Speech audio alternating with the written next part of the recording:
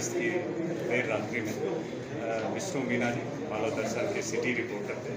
अपने कार्यालय से कार्य के उपरांत देर रात में 1:15 के आसपास अपनी बाइक से जब वो निकले थे, वहाँ पर निकलते ही चौराहे के पास एक स्कॉर्पियो कार ने उनको टक्कर मारी और उनको अपनी गाड़ी में वहाँ से उठा कर ले गए थे और हाईवे पे ग्रीन होटल के पास उनके साथ मारपीट हुई थी। उनके मोबाइल और पर्स को लूट कर ले गए थे।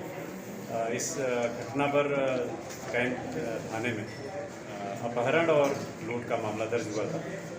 इसमें सीसीटीवी और अन्य जो जानकारियों के आधार पर बड़े महत्वपूर्ण सुराग मिले, जिसमें जानकारी प्राप्त हुई कि इसमें बिना नंबर की एक स्कॉर्पियो गाड़ी का उपयोग हुआ है। साथ ही पत्रकार विष्णु मीना जी द्वारा उनके सोशल मीडिया ग्रुप पर 2 दिन पूर्व एक खबर डाली गई थी, जिसमें 3-4 लोगों के बारे में तस्करी का संदेह व्यक्त किया गया था।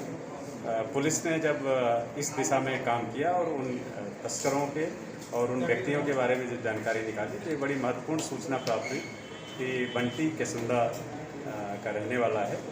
उसके यहाँ एक स्कॉर्पियो गाड़ी देखी गई है इसी तरह की, और घटना दिनांक को भी रात में उसका मूवमेंट नीमच में था।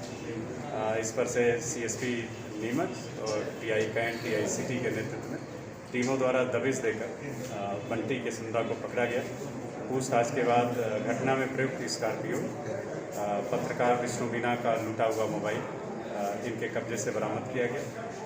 पूछताछ में पता चला कि कुल 4 व्यक्ति अभी तक सामने आए हैं, 2 जोधपुर के, एक उदयपुर का और एक केसुंदा का रहने वाला है।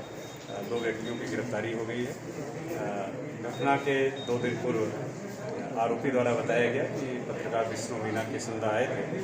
वहाँ पर उनके द्वारा उनसे कुछ बात हुई थी, जिसमें उनके द्वारा बोला गया था कि अगर आप सोशल मीडिया पे अगर आप इस तरह की कोई गतिविधि करेंगे तो मैं आपके विरुद्ध सूचना डालूंगा।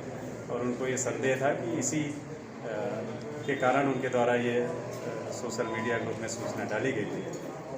इससे क्षुब्ध होकर आरोपी बंटी ने अपने साथियों के साथ इस पूरी घटना को कारित किया है। हम लोग इसमें जांच कर रहे हैं और ये पता कर रहे हैं कि इसमें अन्य क्या क्या कारण हो सकते हैं। आरोपियों को 2 आरोपियों को गिरफ्तार करके पुलिस रिमांड लिया गया है। साथ ही इसमें घटना में प्रयुक्त स्कॉर्पियो की भी जानकारी प्राप्त हुई है कि ये कर्नाटक से चोरी की गई, तो उसमें हम लोग कर्नाटक बेंगलोर पुलिस से भी संपर्क करके किन परिस्थितियों में चोरी हुई थी और कब की घटना, वो भी जानकारी हम लेंगे और शीघ्र ही बचे हुए जो 2 अन्य आरोपी हैं उनकी भी गिरफ्तारी होगी। पूरा मामला आरोपी जो बंटी है, अभी उस पर हत्या के प्रयास का एक प्रकरण छोटी सादरी में दर्ज हुआ था। अभी इसके विरुद्ध कहीं भी कोई नारकोटिक्स का कोई प्रकरण दर्ज नहीं है, लेकिन ये जो पूरा केस है इसमें कहीं न कहीं लगते हैं कि इसके तार जुड़े हो सकते हैं। उस पर हम लोग आगे अनुसंधानवी बिंदुओं को भी लेंगे। अगर अन्य कोई भी इसमें शामिल होगा तो उनके विरुद्ध भी हम लोग कार्रवाई। ये आरोपी द्वारा अभी बताया गया है, इसकी पुष्टि करना अभी शेष है कि उसके ससुर और उसके जब शादी हुई तो उनके द्वारा बताया गया कि मैं कभी भी इस तरह के कोई भी तस्करी के और अफीम के किसी प्रकरण में अब शामिल नहीं रहूँगा, ऐसा उसके द्वारा बताया गया। और इस न्यूज़ के डलने के बाद उसके ससुर ने ये बात बोली थी कि अगर तुम इस तरह की घटनाओं में अगर शामिल हो तो मैं अपनी पुत्री को यहाँ से ले जाऊँगा। ये भी एक कारण हो सकता है जिसकी हम लोग अभी जांच करेंगे। हमने 3 दिन पहले जब ये घटना हुई थी साथी पत्रकार के साथ में, तो उस समय SP साहब को ज्ञापन देकर के और अल्टीमेटम दिया था कि 3 दिन के भीतर यह कार्रवाई सुनिश्चित हो, दोषियों के खिलाफ सख्त कार्रवाई हो, गिरफ्तारी हो। और उन्होंने निर्धारित समय सीमा के भीतर इस मामले का खुलासा कर दिया।